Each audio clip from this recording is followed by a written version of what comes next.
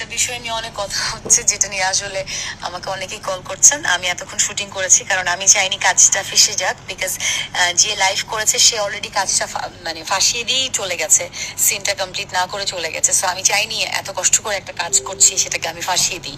So আমি একদম সান two সান shoot করে তারপরে এই যে ফোনটা নিয়ে বসলাম। সো যে ব্যাপারটা ঘটেছে, আমি পুরোপুরি আমার চরিত্রটা প্লে করছি।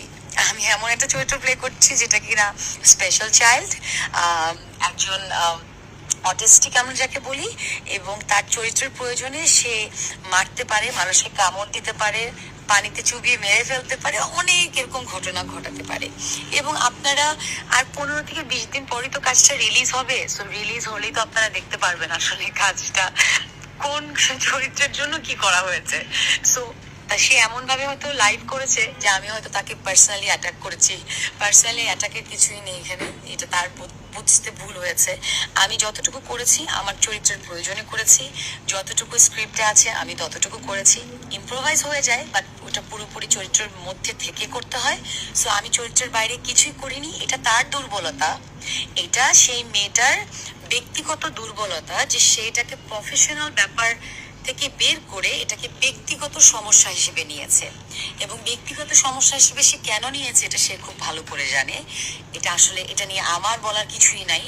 এবং সবচেয়ে বড় কথা, এখানে আমাদের সিনিয়র আর্টিস্ট আছেন, এখানে আমাদের ডিরেক্টর আছে, এখানে পুরো টিম আছে।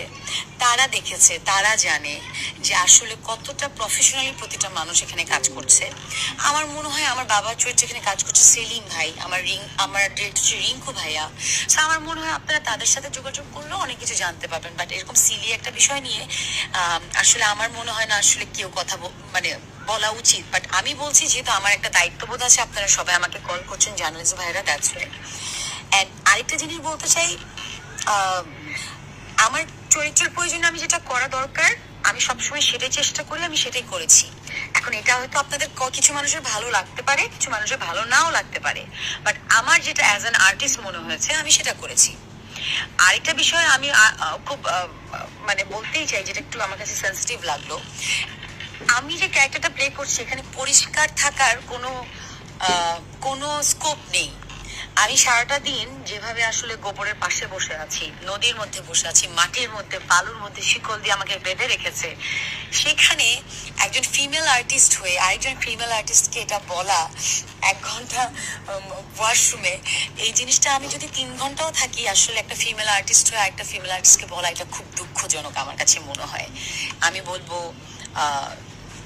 মানে এটা আসলে অনেক দুঃখজনক যে একজন ফিমেল আর্টিস্টকে নিয়ে কথাটা বলেছে। একজন একজন অ্যাক্ট্রেস হয়ে তো তার বোঝা উচিত যে আচ্ছা আচ্ছা একজন অ্যাক্ট্রেস কি কি ক্যারেক্টার প্লে করছে। সো এটাই আপনারা যখন দেখবেন আপনারা সব বুঝতে পারবেন। বাকিগুলা তো সব আমি বলবো যা যা বলেছে, আমার এখানে অনেক মানুষ আছে টিমে।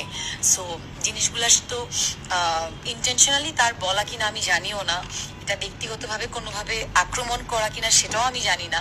কারণ তার মুখ থেকে আমি যেগুলো শুনতে পেলাম বা আমি জানলাম, সেগুলো তো আরো টিম মেম্বার যারা আছে তাদের মুখের কথা তো আসলে কারোই না।